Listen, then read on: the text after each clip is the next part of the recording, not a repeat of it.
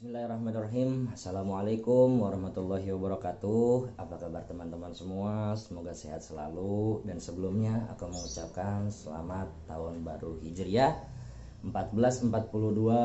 Semoga di tahun baru Islam ini kita semua bisa merasakan lebih kenikmatan dekat kepada Allah, dan kemudian kita juga senantiasa selalu berdoa semoga bumi pertiwi kita ini lebih cepat untuk membaik, dan Allah lebih cepat pula untuk mengangkat penyakit yang sedang mendunia sekarang ini. Baik, teman-teman, di pekan ini atau di pertemuan ini aku akan membahas tentang memahami hikmah beriman kepada makhluk gaib. Baik. Nah, mungkin teman-teman itu sudah bisa memikirkan atau membayangkan apa sih yang dimaksud dari judul tadi gitu kan. Nah, yang dimaksud dengan beriman kepada hal yang gaib, padahal di dalam rukun iman yang sudah kita pelajari sama-sama itu kan ada 6. Nah, dari 6 tersebut sama sekali tidak ada rukun yang menjelaskan bahwasannya kita itu harus beriman kepada hal yang gaib. Baik, sekarang aku jelaskan di sini. Beriman kepada satu hal yang gaib itu merupakan adalah rukun iman, teman-teman. Kenapa? Karena sekarang seperti ini. Rukun iman yang pertama ialah beriman kepada Allah Subhanahu wa taala. Nah, yang jadi pertanyaannya, apakah teman-teman pernah melihat Allah Subhanahu wa taala? Pasti belum pernah. Nah, maka itu masuk ke dalam hal yang gaib. Apa sih gaib itu? Sesuatu yang tidak bisa kita lihat dan tidak bisa kita raba. Itu definisinya. Cuman ada dua, kita nggak bisa lihat dan kita nggak bisa ngeraba. Nah, itu adalah hal apa? Nah, itu adalah makhluk yang gaib. Nah, kemudian rukun iman yang kedua, apa? Beriman kepada malaikat. Malaikat, apakah kita pernah melihat malaikat? Oh, tidak pernah. Gitu. Apakah kita merasakan keberadaannya? Tidak. Kita wajib beriman kepadanya, wajib. Gitu. Nah, malaikat ada sesuatu atau makhluk yang gaib.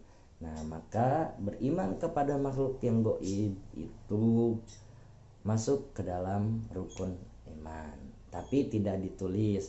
Kenapa tidak ditulis? Nah, karena kalau seandainya dimasukkan ke dalam rukun iman, nah nanti akan beda pemahaman lagi seperti itu.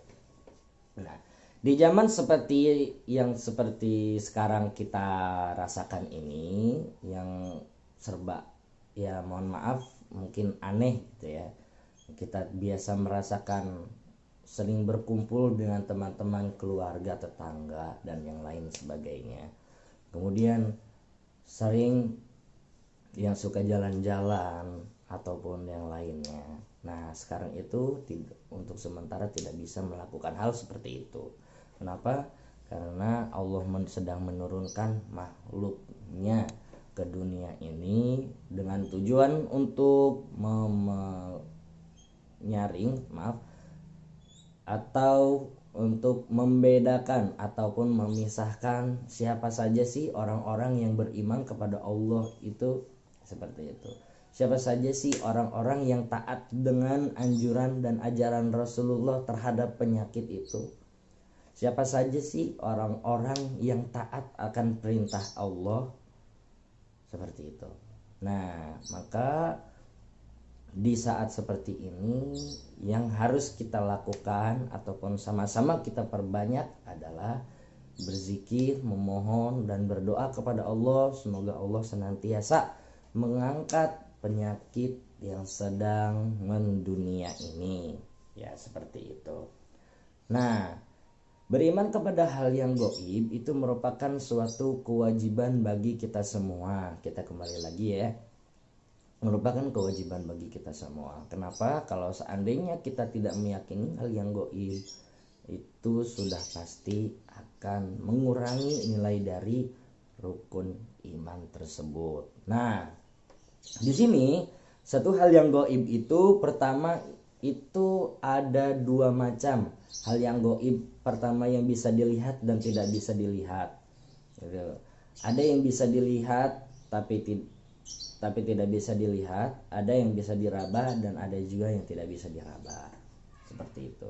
Nah, di zaman pandemi seperti ini, itu yang kita lihat, yang kita bahas itu tentang makhluk goib Allah. Nah, yang disebut dengan COVID-19-nya ini, virus COVID-19-nya ini, nah itu adalah sesuatu yang tidak bisa kita lihat.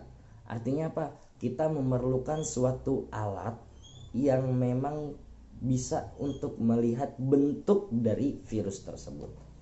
Virus ini termasuk dari makhluk Allah, bukan ciptaan manusia, tapi dari ciptaan Allah. Seperti itu. Nah, maka kita juga harus tetap beriman dengan virus ini. Artinya apa? Virus ini seperti tadi yang sudah aku jelaskan, bahwasannya dia adalah salah satu makhluk Allah yang goib, tidak bisa kita lihat dengan mata biasa dan juga kita tidak bisa merabanya gitu. Nah, kalau seandainya kita ingin melihat, kita harus menggunakan teleskop. Nah, apakah ketika sudah terlihat kita bisa merabanya? Tidak bisa. Nah, seperti itu. Maka kita senantiasa, teman-teman semua, harus selalu menjaga kesehatan, tetap beriman dan menjalankan rukun Islamnya, dan meyakini segala sesuatu yang goib, yang tidak bisa kita lihat ataupun tidak bisa kita raba, itu adalah makhluk Allah dalam hal apapun dan dalam bentuk apapun yang kita rasakan. Itu tetap harus kita yakini. Yang dapat kita lihat secara yang dapat kita lihat secara langsung ataupun tidak langsung atau melalui cerita, hal-hal yang goib tetap harus kita imani. Seperti apa? Nah, mungkin teman-teman juga sudah bisa menggambarkan maksud dari omongan aku itu apa. Kurang lebihnya mohon maaf. Billahi taufiq wal hidayah. Wassalamualaikum warahmatullahi wabarakatuh.